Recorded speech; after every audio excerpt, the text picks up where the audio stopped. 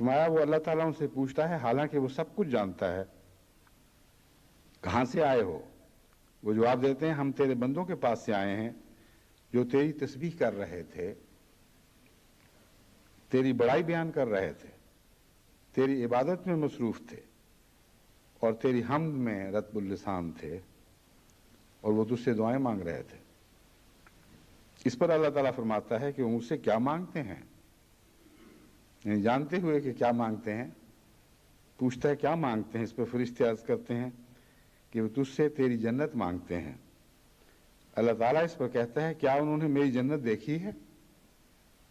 فرشتے عرض کرتے ہیں اے ہمارے رب، انہوں نے تیری جنت تو نہیں دیکھی۔ اللہ تعالیٰ فرماتا ہے ان کی کیا کیفیت ہوگی اگر وہ میری جنت کو دیکھ لیں۔ پھر فرشتے کہتے ہیں وہ تیری پناہ چاہتے ہیں۔ اللہ تعالیٰ اس پر فرماتا ہے وہ کس چیز سے میری پناہ چاہتے ہیں؟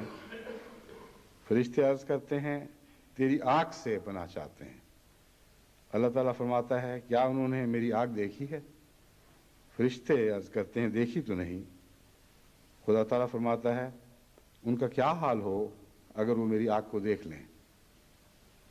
پھر فرشتے کہتے ہیں وہ تیری بخشش طلب کرتے تھے۔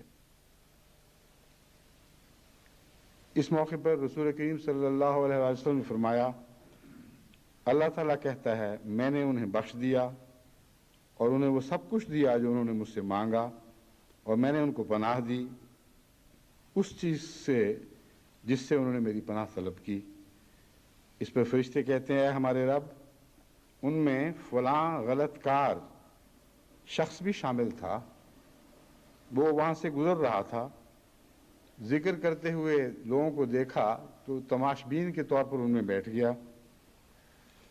اس پر حضرت صلی اللہ علیہ وسلم نے پھر فرمایا کہ اللہ تعالیٰ جواب دیتا ہے میں نے اس کو بھی بخش دیا، کیونکہ یہ ایسے لوگ ہیں کہ ان کے پاس بیٹھنے والا بھی محروم اور بدبخت نہیں رہتا۔